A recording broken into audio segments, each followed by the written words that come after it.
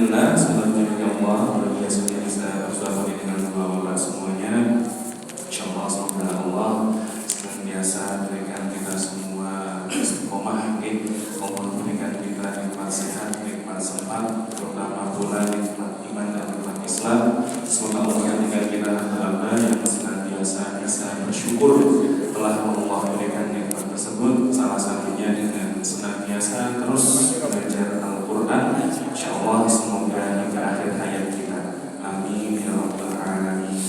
Salawat dan salam semoga tercurah kepada Nabi dan kita Nabi Muhammad sallallahu alaihi wasallam, dan semoga sampai pula kepada seluruh umatnya hingga yaumul qiyamah. Amin ya rabbal alamin. Monggo kita mulakan pertemuan pada malam hari ini dengan bacaan basmalah bersama. Bismillahirrahmanirrahim. Terakhir ayat berapa nih Pak? Saya lupa. 20. 21. Oke. Saya kemarin sedang menjelaskan tentang kita bingung ya. Coba di ini kemarin kita mau membahas tentang kemarin rada bingung terkait itu nih. Biar tidak bingung Pak, yang pertama kita cari kalau ahli Imran ayat berapa? Ya berarti menentang Allah ini. Monggo Pak. Monggo.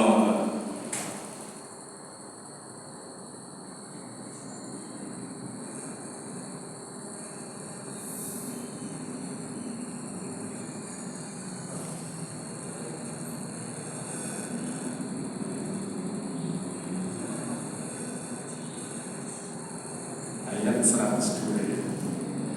Surah Al-Imran.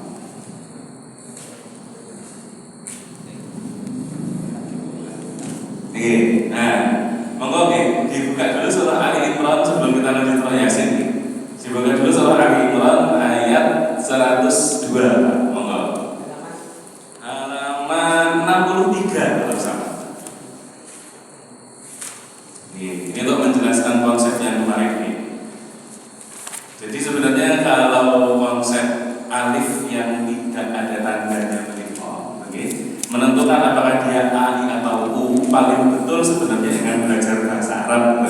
Tapi karena kita pakainya rumus mudah, rumus cepat yang tidak perlu kemudian kita sampai betul-betul mendalami bahasa Arab. Maka kita 102.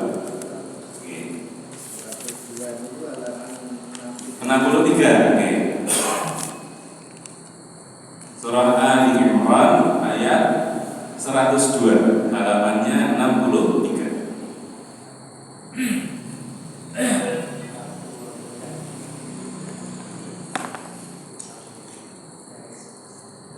Sabar saya. Sabar Yang pertama kita bicarakan dulu konsep tasydid, Pak. Tasydid menika tandanya berapa, Pak? Tasydid tandanya berapa?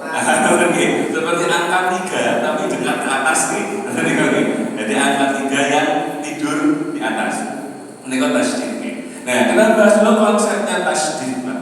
Contoh kalau dulu kita belajar Iqra, mungkin sini tidak ada itu pas masuk ke konsep tasydid, itu digambarkan bahwa tasydid adalah pertemuan antara dua huruf tapi persis sama, antara hamzah dengan hamzah, ba dengan ba, ta dengan ta, dan seterusnya. Di mana huruf yang depan itu disukunkan dan huruf yang belakang itu hidup. Contoh, kita ini kan yang gampang hurufnya ta misalkan. Kalau ada ta tasydid, itu berarti konsepnya sama dengan ta sukun. Ketemu dengan tak hidup. Contoh misalkan kalau saya berikan huruf tak sukun bertemu dengan tak fathah, bunyinya berapa? Jadi kalau kita bacakan misalkan paling depan hamzah, ketemu tak sukun, at, ta. Ngoten nggih. Bisa dipahami? Lagi sin misalkan nggih, hamzah sin sukun sin fathah bunyinya as-sa. Ngoten nggih. Maka dari sini kemudian terciptalah konsep hamzah menika didobel. Yang aslinya itu adalah huruf itu sendiri yang disukunkan ketemu dengan yang hidup. Nah, kemarin saya bilang itu nih bahwa tasydid menika dihitungnya dua, tidak dihitung satu. Bisa dipahami nih kenapa saya kemarin bilang seperti itu. Jadi kalau ada hamzah sin sukun sin fathah dibaca as-sa. Sama dengan kalau kita terjemahkan dalam tulisan Quran ini alif atau hamzah sin tasydid fathah as-sa, bunyinya persis sama. Konsep tasydid dulu Pak, ada pertanyaan? Nah, sekarang bisa dipahami nih, kenapa saya bilang kemarin bahwa tak tasydid menika dihitung dua. Dihitung dua itu karena dia sebenarnya adalah tak sukun bertemu dengan tak hidup. Nah, tasydidnya sudah bisa dipahami dulu. Sama nih. Nah, sekarang kita bicarakan konsep alif yang tanpa tanda. Dengan buka ini jangan ditutup dulu nih Pak, yang halaman 63 tadi ini. Dengan buka surah Al-Fatihah.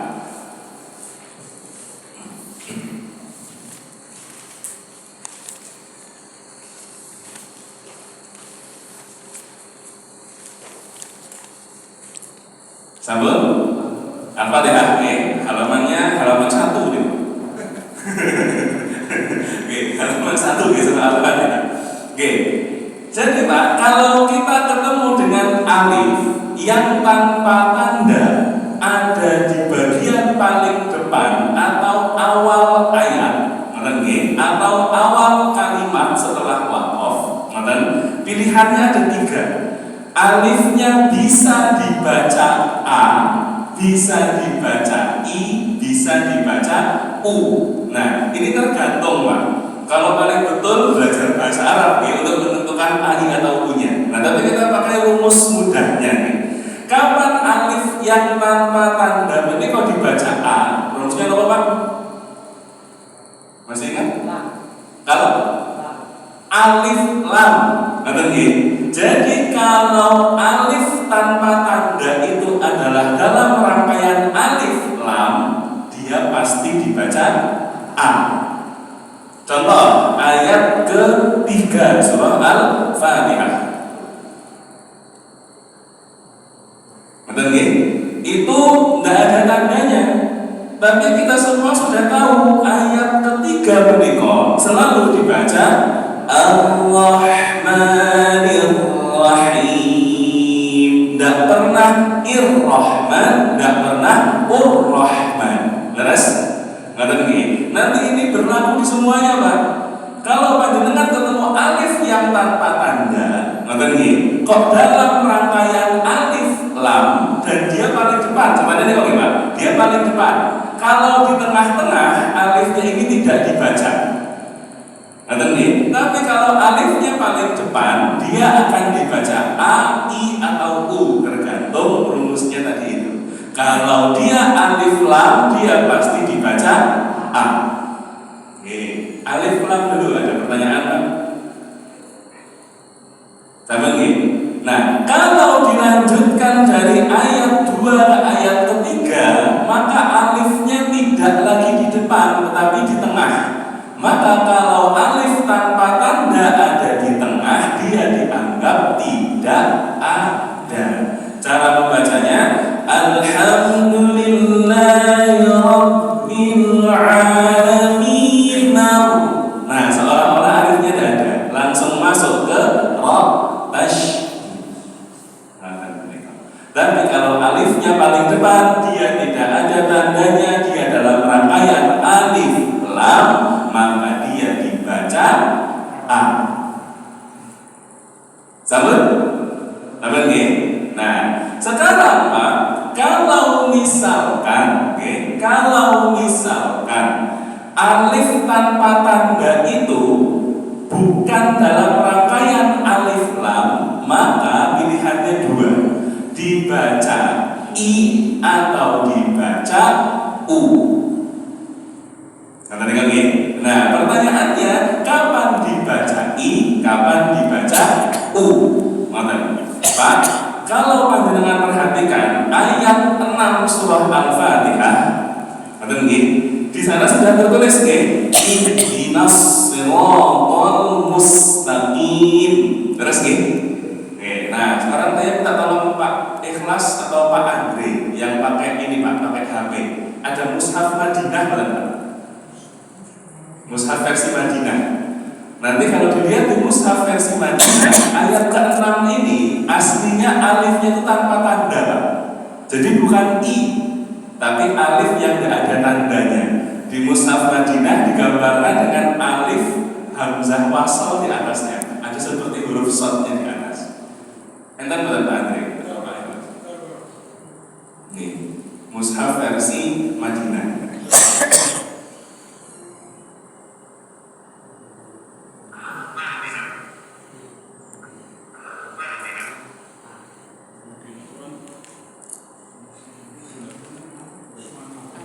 Betul, mushaf Usmani, betul. Al-Fatihah ayat ke-6 Pak. Panjenengan lihat tidak ada tanda kasrohnya harusnya. Oh enak Pak. Betul tidak ada kasrohnya, betul ya? Betul. Nah itu namanya hamzah wasal. Hamzah wasal itu tadi Pak, hamzah yang dibaca hanya ketika kalau dia di depan saja. Ketika dia di tengah dia tidak dibaca. Betul ya Pak ya? Tidak ada kasrohnya ya? Nah, betul Pak Andre? Betul nih. Nah, kenapa kemudian kok ayat ke-6 ini dibaca I? Bukan ahdinas, bukan uhdinas. Kalau jawaban paling betul belajar bahasa Arab Pak. Nah, tapi kita belajar rumusnya Pak ini. Rumusnya, kalau dia bukan alif lam, maka lihat huruf ketiganya. Huruf pertama alif, huruf kedua ha, huruf ketiga dal. Maka kita lihat huruf dal ini kok tandanya apa? Kalau tandanya kasroh I atau fathah A, maka alifnya dibaca I. Kalau huruf ketiganya bertanda dhammah U, maka alifnya dibaca U. Itu rumusnya Pak. Kenapa kemudian ayat ke-6 ini di mushaf Usmani atau Madinah walaupun tidak ada tandanya kok dia dibaca ihdinas? Karena huruf ketiganya dal bertanda kasroh. Ini ibarat nih Pak. Kalau misalkan itu tulisannya adalah alif ha dal dhammah, berarti alifnya dibaca uhdunas. Ini ibarat tawon contoh. Kalau misalkan alif ha sukun dal fathah, berarti dibaca tidak ada. A itu hanya kalau alif lam. Kalau huruf ketiganya kasroh atau fathah, depannya selalu dibaca I. Maka kalau misalkan dia dalnya fathah, ihdanas. Ini ibarat awal, tidak mungkin seperti itu. Tapi ibarat saja. Kira-kira yang pertama, kalau ketemu alif tanpa tanda, dia dalam rangkaian alif lam selalu dibaca A. Contoh ayat ke-3 selalu Ar-Rahmanir-Rahim. Karena dia alif lam. Makanya kalau panjenengan perhatikan Pak, nama-nama surat di atas Al-Qur'an itu kan tanpa tanda. Terus kan tidak diberikan tanda Tapi kalau depannya itu adalah alif lam, maka namanya pasti al. Tidak mungkin il, tidak mungkin ul. Al-Fatihah, Al-Baqarah, An-Nisa, karena dia alif lam nun tasydid. Tidak ada yang bilang il-Fatihah, ul-Fatihah, tapi al-Fatihah. Kalau alif lam, Ali Imran itu bukan alif lam, itu Ali, bukan al. Hati-hati.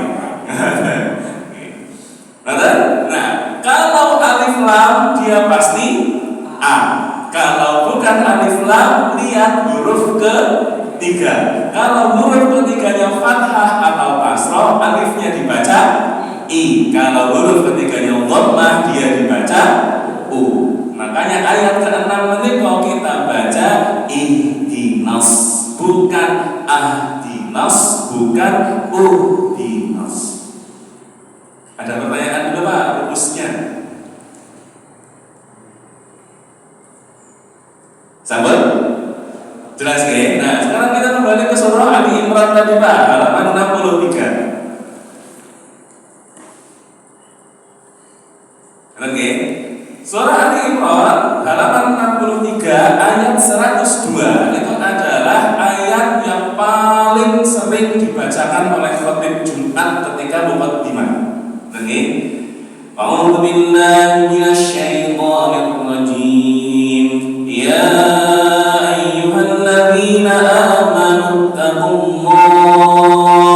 Nah, dia hanya khatib pengulang ya. Ittaqullah. Sekarang kita hubungkan dengan rumusnya, Pak. Ngerti? Itu yang pertama, oke. Kalau kita putus ya ayyuhalladzina amanu taqullah, kita mau mulai dari alif di depan tak tasydid menika. Alifnya tidak ada tandanya nih. Terus nggih. Nah, kita lihat dulu Pak polanya. Alif lam apa sanes? Sanes nggih. Berarti tidak mungkin a. Pilihannya tinggal i atau u. Kita hitung Pak, huruf ketiganya. Nah, kalau kita hitung langsung, huruf pertama alif, huruf kedua ta, huruf ketiga qaf. Qafnya tandanya dhammah Mas, u. Berarti mestinya khatib niku uttaqullah ya Mas ya, bukan ittaqullah. Kalau secara rumusnya seperti itu. Nah, tapi tadi ini apa? Yang kita jelaskan di awal, tasydid nanti kok adalah pertemuan dua huruf. Huruf itu disukunkan dan huruf itu dihidupkan. Maka tak tasydid fathah di sana aslinya adalah alif tak sukun tak fathah. Maka huruf ketiganya adalah tak fathah. Makanya tidak dibaca uttaqullah tetapi ittaqullah. Sampai sini bisa dipahami Pak? Jauh lebih jelas daripada yang kelas minggu lalu nih. Jangan lagi. Nah, sampai sini jelas nih. Kita kembali ke surah Yasin. Monggo. Nah, sekarang itu sudah jelas Pak. Kenapa kok dibaca ittaqi'u? Ngerti? Halaman 441 ya.